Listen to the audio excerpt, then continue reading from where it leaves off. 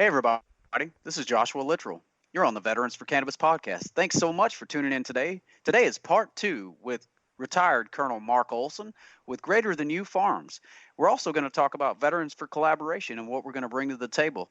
Mark, how are you doing today, sir? Sir, I'm doing great. Thanks for having me here. Absolutely. It's a pleasure. Can't say thank you enough. You and Donna on the previous podcast were phenomenal. You guys seem like a great team, and we're really looking to working with you all and collaborating with Greater Than You Farms on what you all have going on out there in your neck of the woods. Absolutely. Pretty exciting stuff, and I appreciate you letting us be part of it.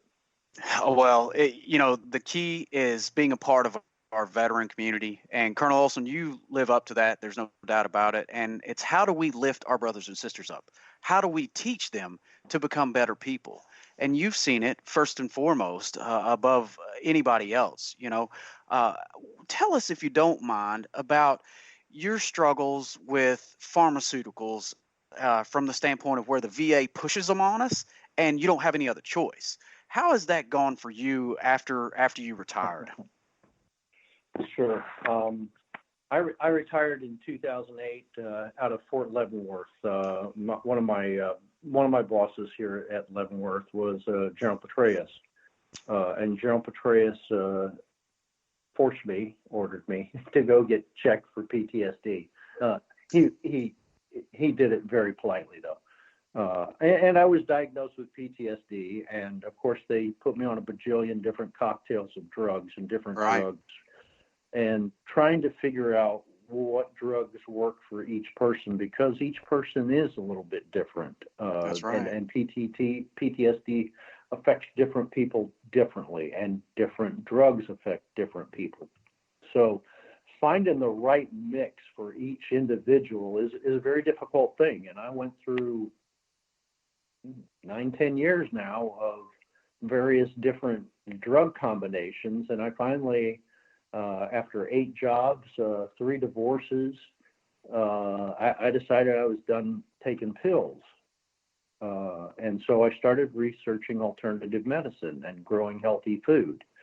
So that's how I got to where I am. Was I just got tired of the pills, and that was pretty much the only solution that DOD and the VA, and I'm not bad mouthing either organization. No, and none of us want to. I have to say that my personal experience with the VA here in Leavenworth has been phenomenal, but I know many veterans have had very, very different experiences from that. Right. But so anyway, I found out through my own personal research different ways to wean myself off of Prozac, basically. I did that primarily through growing foods for myself, so I knew what was in the foods. I controlled, made sure everything was organic, so a healthier lifestyle there. I've done meditation and yoga, which a lot of Marines and soldiers and a lot of people will laugh at. I got to tell you, that has been very helpful. And most recently, what got me off the Prozac was I drove to Colorado and tried medical marijuana for the first time, and I'm now Prozac. I'm Prozac free. The number of pills I take has reduced significantly. I won't say that I'm a perfect person now, but I think I have better control of myself, and people actually enjoy being around me a little bit more now. Now that I am off of the controlled substances that the medical professionals push at us. Well, that's the key is having a choice, right? That's all we want. And unfortunately right now, we don't have that choice. So that's what you and I and all our brothers and sisters who are fighting this fight are going to go to war and go to battle and try to win this war, because we can, because it's saving you and I, and it's saving so many of our listeners. When I say it, that's the big C word, the cannabis word, and the frustrating part of it is that we know anecdotally it's saving thousands and thousands of our brothers and sisters' lives every single day. And guess how many people it's killed? You probably know that answer. How many people has cannabis killed? Zero. Steady for 10,000 years, right? Exactly. You can go to U.S. funded, federally funded documentation that shows that there's nothing wrong with the cannabis. It's not addictive. Right. It's actually been used in Canada and started out in the 50s being used to get people off of alcohol, people who were addicted to alcohol. So anyway, I know your knowledge on this area is more significant than mine. Mine's more recent and off the top. Your knowledge is much greater than mine. So please, I apologize for interrupting. No. You not at all. You hit the nail on the head. And the key there is, you look at some of the research that's been funded. Heck, we funded part of Dr. Meshulam's research in Israel in the 70s on the cannabis side. So we've spent hundreds of millions of dollars funding other people outside the United States. So the question now becomes, how can we, when I say we, me, you, our organization, Veterans for Collaboration, get some of that funding to be able to study this and to be able to unequivocally collect the data, then turn around and force that data on the state and federal governments and help them make the changes that they need to make. So guess what? In the end, us veterans now can go to the VA to get our medical cannabis instead of having to go outside of that and worry about where our source is coming from. That's what we're setting out. Worry about your source. Worry about if somebody's going to be arrested. I mean, there's a very big stigma, and yes, sir, you are absolutely right. And the numbers of people like you and I are growing. So we just have to keep beating the drum for the folks that are out there that haven't found this like you and I have. Yeah, Colonel, you're so true on that. We had a little email chain earlier today with a couple of veterans from around the country. One is in Oklahoma, one's in California. And I said in that email chain that the chirp that you've heard from the veteran community that's in the cannabis industry over the last 4, 5, 10 years is going to become an absolute roar this year. 2020 is the year that we are beginning to mobilize into a unit that is cohesive, that is collectively communicating, and that has one objective, and that objective is clear. That is to save lives, and we're going to do that together. There's no doubt about it in my mind. So, Colonel, when we talk about your past and your history, you're a Marine, you're retired now. You had a different understanding of cannabis even 5 years ago. Tell us about that understanding of what cannabis was. Sure. You got to remember, I was born in the late 50s. The war on drugs, and when I joined the military, if you used drugs, you were gone. Right. I worked with special weapons, so I had to have a top secret clearance, and I peed in a bottle every month for most of my career. And to me, drugs were bad. Right. Mr. Hankey. And they had the potential of injuring other people, not just the person taking it. And that was the part that bothered me, was maybe you were being expected to perform a mission or a task, and because you were high or inebriated on some substance, you wouldn't be able to, and therefore you've let the unit or the team down. I almost caused one of the greatest Marines that I ever knew not to be able to continue his career. Wow. I was a young lieutenant, and walked into at that time it was an open squad bay. Think Full Metal Jacket. That's exactly what the squad bay looked like.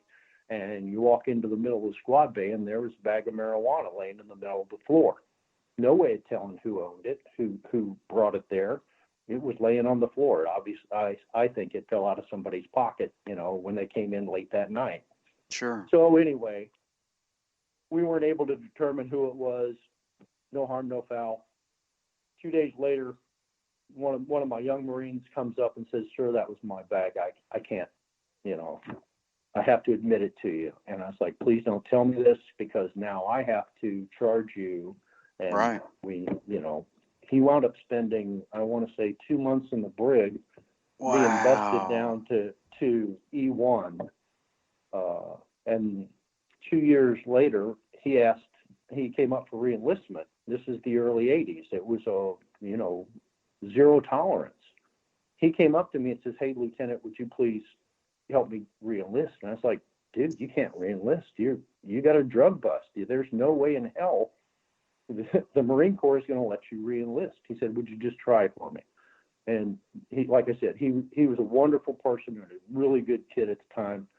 So I wrote a letter, showed it to my captain. My captain laughed at it, and he considered it a joke, but he was going to make a point. So he sent it up to the lieutenant colonel who ran the battalion, who also considered it a joke and thought he'd show this lieutenant what the Marine Corps was all about, since I didn't know. Sent it up to the colonel. I had to hand walk it to each one of these people, and I could see him picking right. up the phone every time I left the office, going, hey, this stupid lieutenant's going to come up to your office. Just keep forwarding it up to the general. And by the end of the day, this young Marine and I were standing in front of the two-star general, who had a very strict policy, that this wasn't going to happen. And 3 minutes into his office, he signed that re-enlistment paper for this young Marine. Wow, And that is that so young Marine awesome. and I know. And so there's a little bit of a story there, but come years later, I'm sitting in Fallujah, and I get an email from now that older Marine, and he's now the sergeant major of Marines at a Marine Corps base, here in the United States, trying to track me down after almost 25 years. And he says that he has talked about me saving his career. And now I look back on it, because I found medical cannabis, and say, wow, I almost ruined an entire career. And think of all the people that one Marine had contact with over 30 years. He was a drill instructor. Wow. He was the epitome. He's now a recruiting poster. So we almost terminated a guy's career who wound up being a phenomenal Marine because he smoked marijuana one two times. That's so crazy. And now, now we're going to have to look at him as a potential great poster boy for what we're doing in our movement as well, to help us with that fight. Absolutely. And unfortunately, there's such a stigma. I don't want to use his name, and I don't want to give anything away, because there is a stigma out there. And that's, I think, one of the things that you and I would love to get rid of, is people need to understand this is medicine, and it's not just for, getting high. It actually is medicine, and there's value to it. Well, let's talk about that. Let's talk about how we're going to do that. So, Veterans for Collaboration, something we've been working on for a few months now, and we're on the precipice of making this happen. One of the great things that we've been doing over the last few months is working with a couple different universities, the University of Georgia being one of them, where we're going to focus on industrial hemp to start with. And for our listeners too, by the way, everybody, we're joined by retired Colonel Mark OLSON, who has Greater Than You Farms, and he's our guest today on the Veterans for Cannabis podcast. I'm your host, Joshua Littrell. But we've been working with the University of Georgia to really focus on the studying of industrial hemp. The issue that we've had when we're trying to set up our nonprofit is that we can't say cannabis in that nonprofit name. That's a huge issue. So we've been sitting around talking, right? You and I and the other board members on the foundation, of how do we do this and do it right? Well, I think we've got a really great option of how we're going to do this, and that's through agrotherapy, to really help people understand what growing food, what growing medicine can actually do for them personally, and how they can improve their quality of life by working in the soil and doing it on their own land, and watching something come to fruition, and then using that either as medicine or food. But I believe, and I think you believe with me, that food is medicine. So that's a real big issue that we're going to focus on and face in 2020 to try to get funding for on our nonprofit. Colonel, when you think about helping somebody understand how to grow food, is it feasible for us to do this really? Or are we just, is it just a pipe dream for us? Will this ever really come to fruition? Sure it will. We've been growing food ever since the first man came into existence, and I won't get into Darwin and all that stuff, but we need food. Every single human being needs food. So somebody's got to grow it. It doesn't come from Walmart. It doesn't come from Kroger or whatever. God bless all of those places. But some